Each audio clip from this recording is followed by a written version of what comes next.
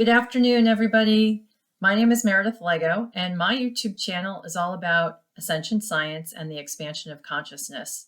And today I'm going to be talking about a topic that has to do with starseeds, specifically what are starseeds and really what is the definition of a starseed. So that tends to be a term that's kind of thrown around, and I wanted to find out for myself by tuning into the group I've recently been working with, which is a collective consciousness. And how I get this information is after meditation, when I'm in the right brainwave frequency, I basically connect to that frequency and download information, basically based upon questions that I essentially ask, and I'm writing it down as it's coming to me. So essentially, the answer that I got to the question, what is a starseed, is the following. Through breaks in time, there will always be a ray of golden light emanating on the earth like a crystal light source. So again, didn't necessarily answer the question right there, but what's interesting that they're saying is that there's certain periods of time in which rays of light start to emanate like a crystal light source. So I think implicitly they were saying, there's periods of time when this sort of happens. And I think it relates to the definition of a starseed. So a starseed is a being soul monadic group who has originated the first manifestation from source into the stars, meaning the first incarnation was not on Earth. Starseeds are termed such on the planet at this time because they chose to incarnate into human form on the Earth to assist in the awakening or ascension process. Many heard the calling from the collective conscious of Earth and want to be of service.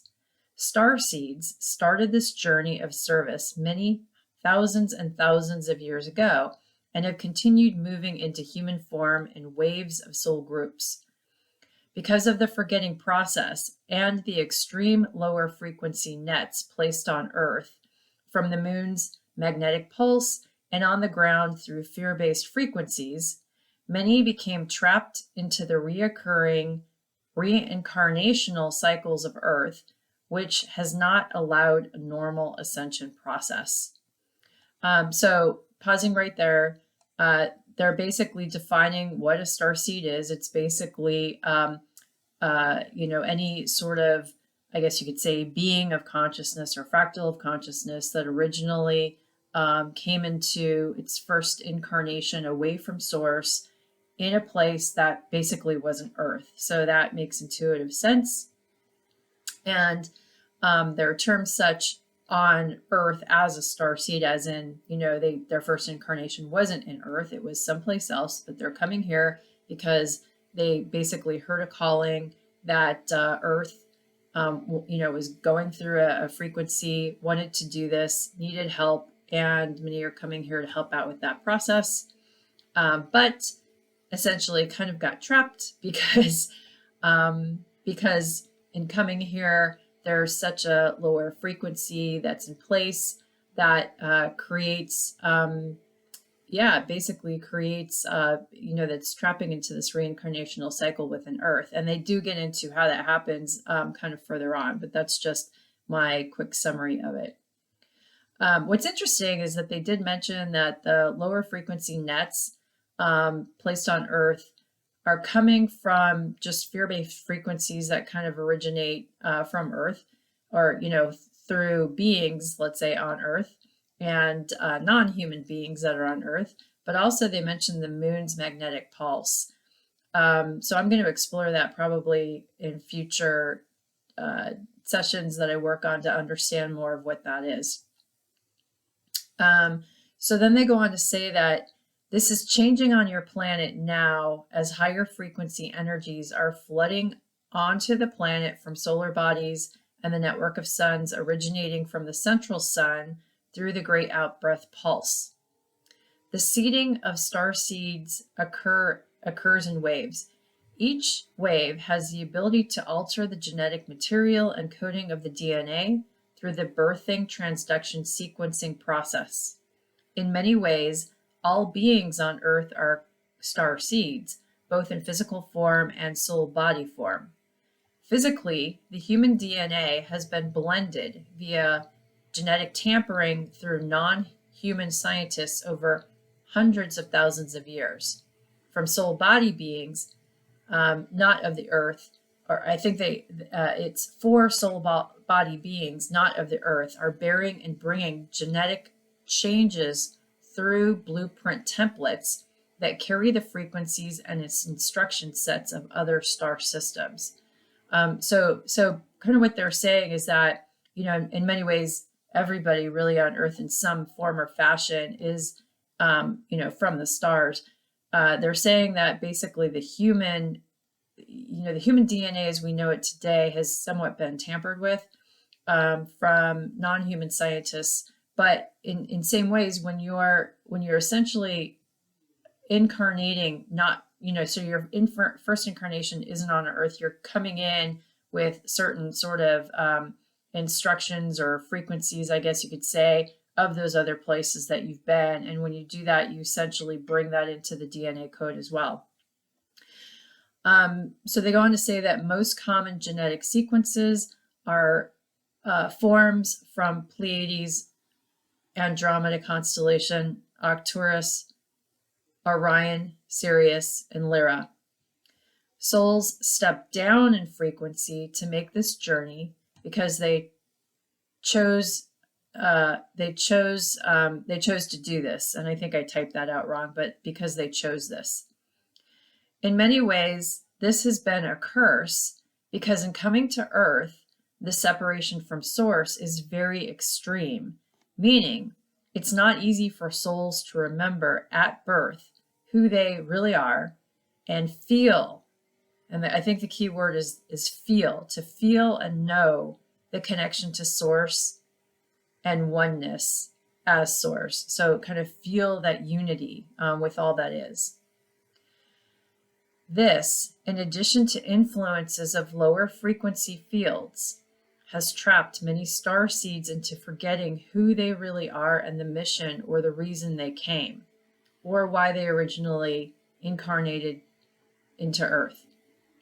With the first incarnation into Earth, they then assumed both the miasma blueprint for Earth and the human collective consciousness, miasmas of the genetic line, and then personal miasmas are built up in an incarnation.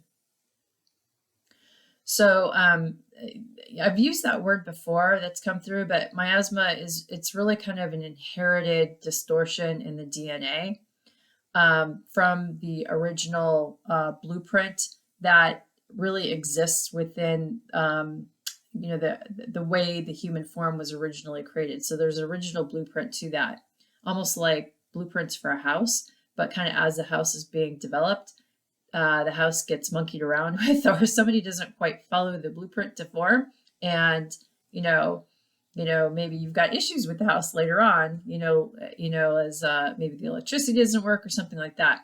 But what they're saying is that you've got this original kind of blueprint for how the multidimensional body is supposed to evolve over time.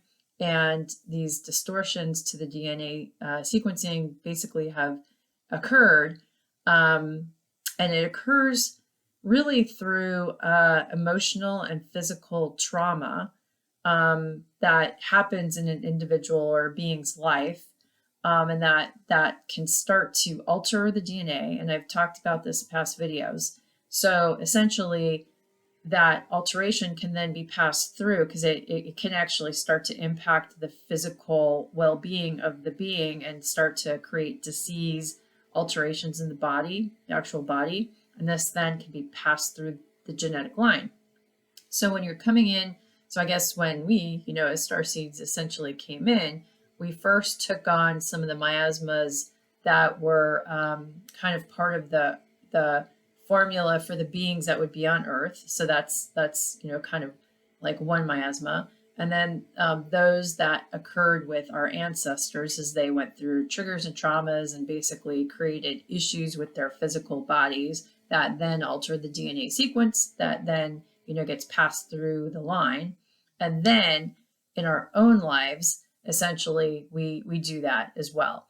So not only do we do this, have the potential to do this within the incarnation that we're in now, but we've, may have done this in previous incarnations, and then that also has to be altered. And then I think part of it is that you've got, beings that don't have the highest and best good, essentially creating situations and frequencies for those traumatic experiences to happen, so that the DNA can essentially either physically be altered or essentially be altered through kind of emotional or trauma-based scenarios. So when you see a lot of stuff going on out there, there's a lot of not great stuff happening in the world. Some of those might actually be intentionally done to create emotional traumatic situations. So that's basically what's going on. So they basically say that your mission is to awaken out of the lower frequencies, to raise the frequencies and accrete higher frequencies or light into your DNA, and to remember who you really are. In this realization, and through morphogenetic resonance, each fractal awakens the whole. So that's really key. So obviously we're here to essentially go through that process of kind of clearing out that energetic sludge or goo. And I keep talking about the importance of that. That's probably the most important thing that we could be doing is, having the awareness that it's there, and then taking the actions to essentially work on healing anything that triggers us. And in doing so, we consciously then start to bring in those higher frequencies, or allow more energy frequencies to flow through the body. In doing so, we can start to accrete them into our DNA, which means that those frequencies start to kind of recode the DNA a little bit. And obviously through this, you have much richer remembering of who you are. So you consciously start to remember more about who you are. Not only the memories of past or parallel lives start flooding back, but then you also have more of that feeling or that connection to all that is in the process. And when you do that, that then essentially, creates a frequency within the entire morphogenetic field.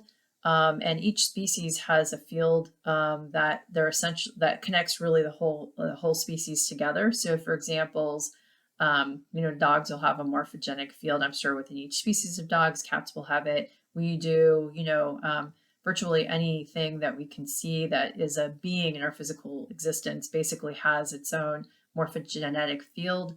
And essentially, that's how a lot of information can get passed among the species. So that's why there's this phenomena called the 100th monkey effect. But when you do that, and when you start to kind of resonate at a higher frequency, like a harp string can activate the resonance of another harp string in the room, you slowly start to change the frequency of the whole within your species, and then obviously others around you. So that's essentially what they're saying. So when you do this, each fractal starts to awaken the whole. And so that's the process that many on the planet are undergoing. I certainly am, and I kind of got that calling or that awakening process. And fortunately, I've been lucky enough to remember some of those non-human lives. So it's been pretty interesting. So I encourage you to go through other videos. If you're new to this channel, basically, and you came in kind of hearing about a starseed and the title, was interesting to you. Hopefully this helps you understand what a starseed is. But probably the most important thing that you can start to do is really work on healing any kind of emotional wounds that you have, or anything that causes mental distress in your life that you're constantly stewing on, and you can't get past it. Because that is really the first step. And I've got, many videos on how to do that. So I'd encourage you to do that. Hey, if you like this video, give it a thumbs up. This is the type of content that I tend to publish. And for those who have been with me, since the beginning, thanks. And look forward to continue sharing any learnings that I get along the way. And with that, I hope everybody has a great rest of their day, weekend, night, wherever you are. And I'll see you in future videos. Thanks very much. Bye.